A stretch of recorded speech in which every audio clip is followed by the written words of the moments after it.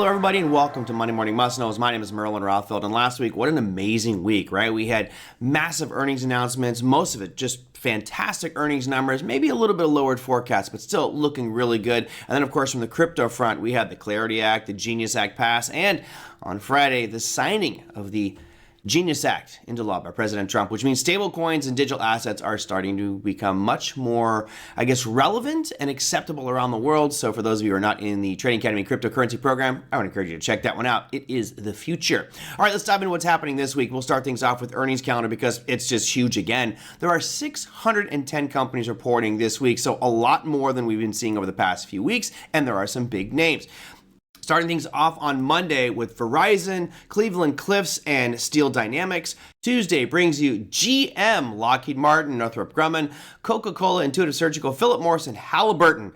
Very interesting about Coca-Cola saying they're going away from high-fructose corn syrup to real sugar. Moving on to the big stuff. Wednesday is the big day with regards to names. You have two major Magnificent Sevens on there. That is going to be Tesla and Alphabet or Google. You also have IBM. You have ServiceNow, AT&T, Thermo Fisher, and NextEra Energy. Thursday brings you Honeywell, Union Pacific, Blackstone, Intel, Newmont Mining, and Deutsche Bank. And Friday with just Phillips 66. Kind of a quiet day there on Friday. Now we move into some of the bigger things. That's going to be macroeconomic stuff, and there's services manufacturing numbers coming out this week. And of course, that does give us a glimpse as to what services and manufacturing numbers look like for around the world. This is not just a US thing. So we start things across the pond over with France at 3:15 a.m. on Thursday, then move to Germany at 3:30. You have the EU at 4, and then England at 4:30 a.m., followed up by the United States. 9:45 a.m. Eastern Time, we come out with our services manufacturing numbers.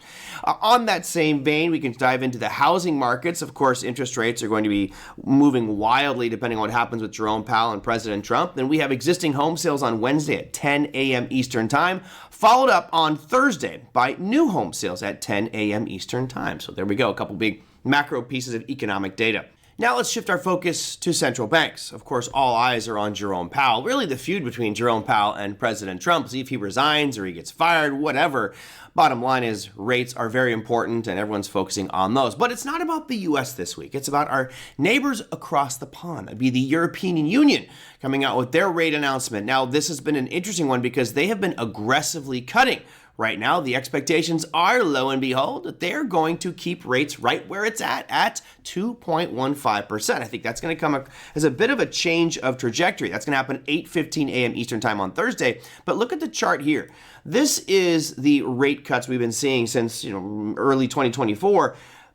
Aggressive cutting. They've been cutting every single meeting they've had since mid-2024, and now all of a sudden they are pausing at 2.15. So it's interesting that the European Union is pausing where America is saying, hey, we want our rates to go lower. They've got to go lower. Let's fight over it. Anyway, a lot of wild stuff that could really create some market volatility, particularly if you're trading that euro. Keep your eyes open for that rate announcement there. That, my friends, is your Monday Morning Must Knows. We will see you next week.